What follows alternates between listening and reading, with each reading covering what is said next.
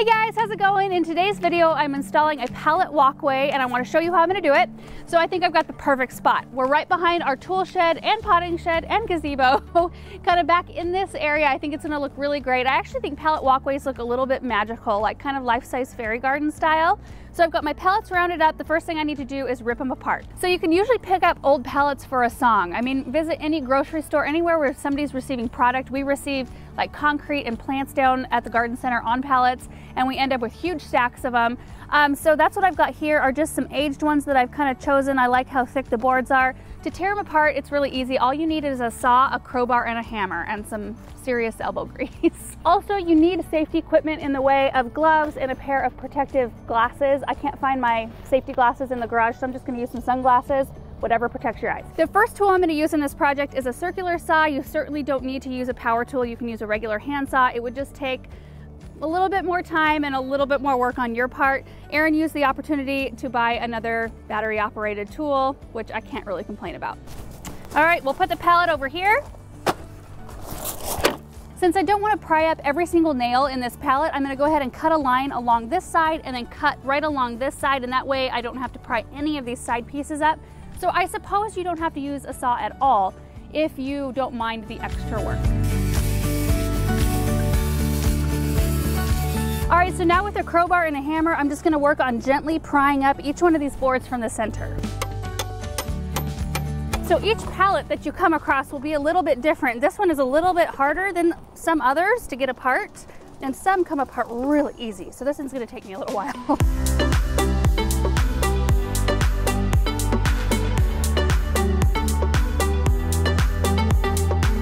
So that was a lot of work. Even with power tools, I worked up a pretty good sweat.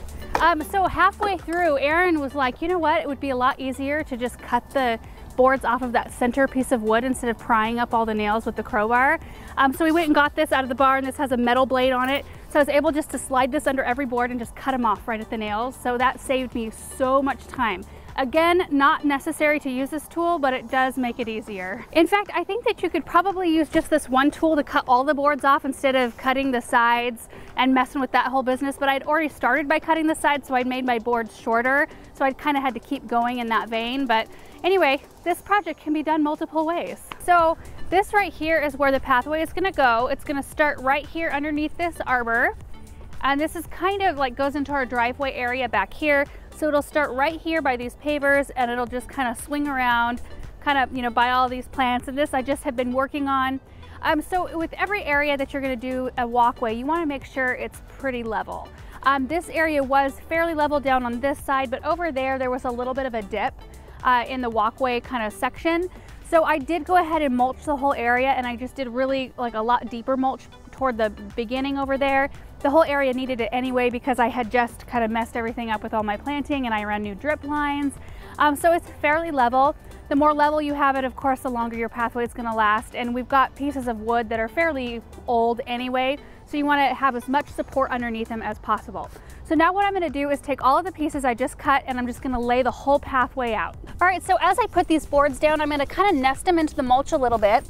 And I also don't really have a pattern that I'm going with. I'm just gonna kind of put them down and eyeball it. So they're gonna be slightly different widths apart from each other. They're also not all the same length, see that? I wanted it to look a little bit more whimsy rather than so precise. So I just try to make sure if I've got different colors or different widths that it's kind of separated a little bit, like not, you know, 5 of the same width of board all in the same area.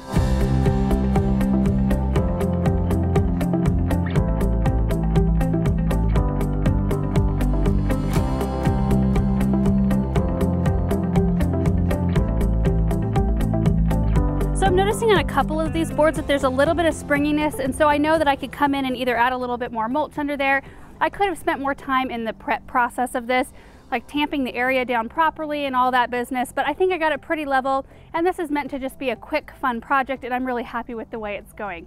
So the next thing I'm gonna do is I'm gonna come in with my drill, and I'm gonna drill holes on either end of the board right here, and then I'm gonna run my pins down into the ground, and that's what will help secure everything in place.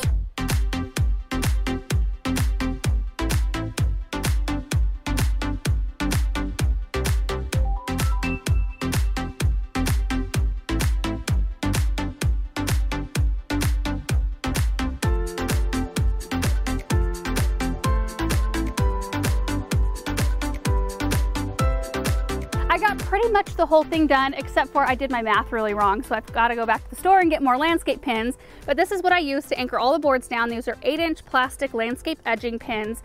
Now you could use whatever you want to anchor these down. I mean, if you can figure out something that's really cheap to do this with, then you know, you could make this pathway for a lot less expensive. But all in all, after I go back to the store, I'll probably be in this project about $75. Which is mostly just pins. And I think that is really good for how it turned out. It looks really very whimsical, which is what I wanted back here. I didn't want it to look really rigid or like pavers or stones. I just wanted something softer back here. And once I got them all pinned down, I mean, they are sturdy, they're stable. I don't like feel uncertain walking on these at all. What I will do though, once I have them all pinned down, is I'll probably come pour a little bit more mulch on top and sweep it in between each one of the boards so that they're a little bit more nested in. So anyway, that's it for this video, you guys. I hope you enjoyed seeing it come together, and maybe it sparked something for you, like some kind of idea of what you can do out in your garden. So thank you guys so much for watching, and we will see you in the next video. Bye.